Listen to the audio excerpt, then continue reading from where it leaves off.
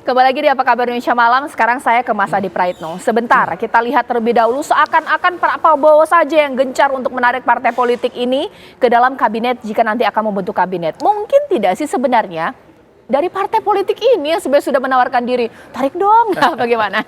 Saya kira dalam teori komunikasi politik ada yang disebut dengan istilah mutual interesting dan mutual understanding. Jadi kalau tak ada saling kepengertian, tak ada saling kepentingan, saya kira tidak akan ada saling bertemu satu sama yang lain. Misalnya kenapa misalnya PDIP dan Gerindra per hari ini tidak bertemu? Tentu tidak ada mutual interesting yang bisa menyatukan antara keduanya. Padahal Megawati dengan Prabowo Subianto adalah dua sosok yang saya kira tidak pernah punya persoalan apapun secara cukup serius. Artinya dalam konteks kepentingan-kepentingan yang bisa dikerjasamakan itulah tak ada titik temu. Oleh karena itu tidak mengherankan kalau kemudian ketika Prabowo ketemu dengan Caimin, Prabowo ketemu dengan Surya Paloh, ini ada titik temu kepentingan yang dibicarakan, entah apapun judul kepentingannya, entah di koalisi di pilkada, entah koalisi di parlemen. Tapi yang paling ramai adalah soal kemungkinan koalisi di eksekutif, menjadi bagian dari koalisinya Prabowo dan Gibran, dapat menteri, yang itu yang kemudian disebut sebagai islah politik secara nasional. Jadi bagi saya, Cak, kalau memang tidak ada prakondisi pertemuan antara elit, nggak mungkin ada pertemuan yang saya kira ini dilakukan oleh seorang presiden secara definitif. Sudah diputuskan oleh KPU sebagai pemenang Pilpres di 2024 ini. Ini jarang dilakukan oleh calon-calon presiden, di mana mampu mendatangi ketum-ketum partai yang kemudian itu menjadi rival dalam kompetisi politik. Oleh karena itu, kalau kita membaca kepentingan politik secara umum antar partai ini, tentu dari komitmen elitnya secara awal memang kita cukup bisa menangkap betapa politik kita itu memang sekadarnya, karena setelah itu saling berangkulan. Yang kedua, dari segi Prabowo Subianto tentu kalau melihat komposisi kekuatan politik parlemen per hari ini, gabungan 4 partai pengusungnya ini kan hanya mencapai 42%, belum mencapai 50% plus sekian. Tentu ini nggak nyaman, ini nggak kondusif. Khawatir keputusan-keputusan politik eksekutif di 5 tahun yang akan datang yang dikeluarkan oleh Prabowo dan Gibran mendapatkan resistensi dan perlawanan. Oleh karena itu, jadi kepentingan untuk merangkul partai-partai politik yang kalah dalam konteks itu cukup relevan dan cukup rasional. Dan pada saat yang bersamaan, partai-partai politik yang kalah ini kan gayung bersambut. Yaitu mereka merespon apa yang diinginkan oleh Prabowo, bahwa kerjasama politik, rekonsiliasi politik adalah satu keniscayaan. Tapi itu tadi sih menurut saya dari awal selalu mengatakan rekonsiliasi itu tidak harus meniadakan persaingan. Rekonsiliasi dan persatuan itu tidak harus menghilangkan kompetisi. Rekonsiliasi dan persatuan itu tidak harus menjadi satu kolam koalisi dalam kongsi kabinet politik ya. Rekonsiliasi itu tentu adalah mengingatkan bagaimana eksekutif supaya berada di tempat yang benar dengan kebijakan-kebijakan politiknya yang strategis sesuai dengan visi misi kampanye yang sudah disampaikan dalam beberapa kampanye 3 bulan yang lalu. Jadi itulah yang selalu saya katakan bahwa kalau boleh kita berpesan kepada pemenang Pilpres, Prabowo dan Gibran, jikapun ada keinginan untuk merangkul pihak-pihak yang kalah, koalisinya adalah koalisi terbatas. Yang penting parlemen itu mencapai 50% plus 1. Selebihnya biarkanlah partai-partai politik yang kalah itu berada di luar kekuasaan, berjalan di tempat yang sunyi, dan menikmati efek pilihan politiknya kalah sebagai kontestan dalam Pilpres. Bang Barus, boleh ditanggapi ada mutual understanding sebelum pertemuan itu terjadi. Saya mau konfirmasi dulu nih, dibantah nggak apa-apa. Sebenarnya memang ditawari untuk masuk atau menawarkan diri, ditawarin menteri atau minta menteri? Bagaimana? Kita ini kan hidupnya di Indonesia ya, memang silaturahmi itu betul-betul harus kita junjung tinggi, dan itu Pak Prabowo memperlihatkan itu kelegowoannya dengan beliau justru yang mendatangi partai-partai politik baik dari kawan koalisi maupun yang menjadi kompetitor.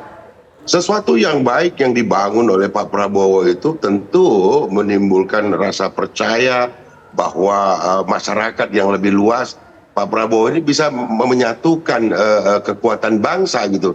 Tapi kalau kemudian para pengamat ataupun kawan-kawan yang lain menandai itu sebagai ini kan cuman mau bagi-bagi saja, ya itu saya kira itu terlalu dini untuk mengartikan itu sebagai satu hal yang mau bagi-bagi dan segala macam. Tapi lebih kepada bahwa inilah penjajakan awal yang dilakukan oleh Pak Prabowo, kemudian yang mungkin bisa mencairkan suasana, itu harus kita terima sebagai satu hal yang baik yang sedang berlangsung pada hari ini.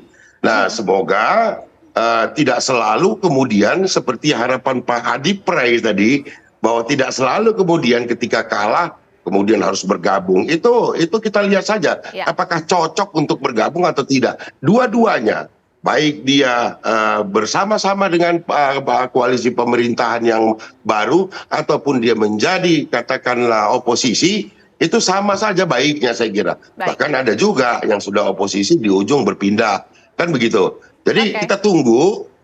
Kalau kami tadi berpatokan tetap bahwa kita melekat in body di Partai Nasdem itu gerakan perubahan. Kalaupun nanti ada penawaran apakah berkesesuaian dengan ini, itu akan dalam pembicaraannya. Tidak kemudian karena dikunjungi kemudian ditandai sebagai ini sudah akan ikut. Nanti dulu, bagi Nasdem ini, politik itu tidak selalu urusannya adalah urusan bagi-bagi jabatan, bagi-bagi kekuasaan. Enggak, itulah saya kira harus lebih banyak kita ini bersilaturahmi nih Bu Andi Pray supaya lebih lebih paham lagi kita sebetulnya akan kemana bangsa ini dibawa dengan pertemuan-pertemuan seperti itu. Bang Huda bagaimana? Juga nggak apa-apa, Bang. Bang Huda boleh tanggapi, Bang Huda. Ya. Nggak ada masalah itu. Ya, Bang Huda.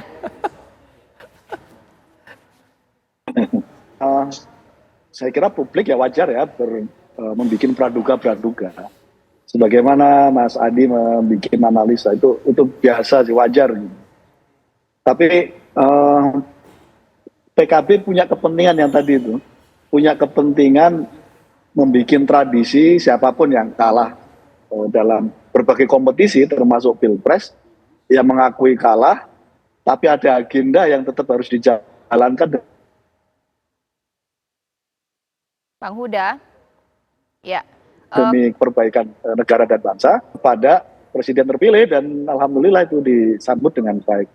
Jadi mentradisikan ini penting menurut saya, supaya siapapun yang di kemudian hari kalah dan menang menerima posisi masing-masing dengan semangat bahwa siapapun yang terpilih bisa juga dititipi agenda dari apa yang kita perjuangkan.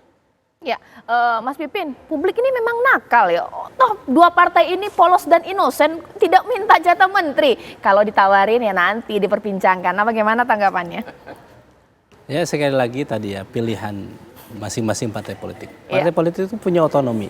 Jadi ketika kami di koalisi pendukung Pak Anies Baswedan dan kemudian MK sudah memutuskan, maka memang sudah selesai sebetulnya ya, bahwa Pilpres itu sudah selesai. Apa yang selanjutnya apa yang dilakukan? Pertama adalah kerjasama yang bisa kita lakukan. Jadi kerjasama apa yang dalam waktu dekat yang bisa kita lakukan? Ya pilkada ya, saya kira yang kita bisa optimalkan. Yang kedua di parlemen. Adapun di eksekutif, menteri ya, bagi kami, pandangan kami ya, ketika pilihan berada di dalam atau di luar, kira-kira apakah agenda kita yang dimiliki, agenda perubahan itu kira-kira bisa berjalan atau tidak, atau bisa jadi lebih baik di luar. Ini dua pilihan ini tentu akan dipertimbangkan. Jangan sampai misalnya kita di dalam ternyata kita tidak bisa melakukan perubahan.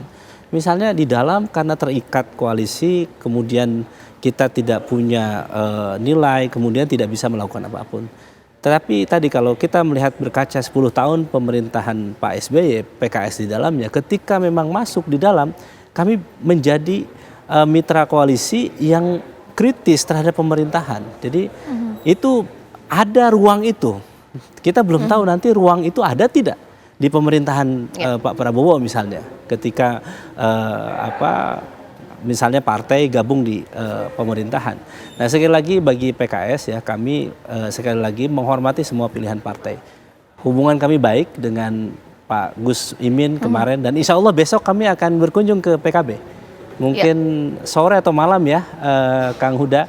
Jadi kami akan silaturahim ya, ini bagian dari halal bihalal. Beliau kemarin datang ke PKS dan sebagai cawapres ya yang kami usung, dan besok sebagai partai kami akan silaturahim. Ini bagian dari silaturahim. Mungkin ya, apakah setelah itu ke partai yang lain sebagai bentuk dari silaturahim, yaitu untuk apa? Untuk relaksasi politik. Jangan sampai ketegangan politik Pilpres dan kemarin 2024 membuat silaturahim kita tidak terjaga. Bagi PKS sekali lagi di dalam ataupun di luar pemerintahan kita tetap harus jalan silaturahim, dan yang kedua adalah harus tetap kritis terhadap kebijakan-kebijakan pemerintah.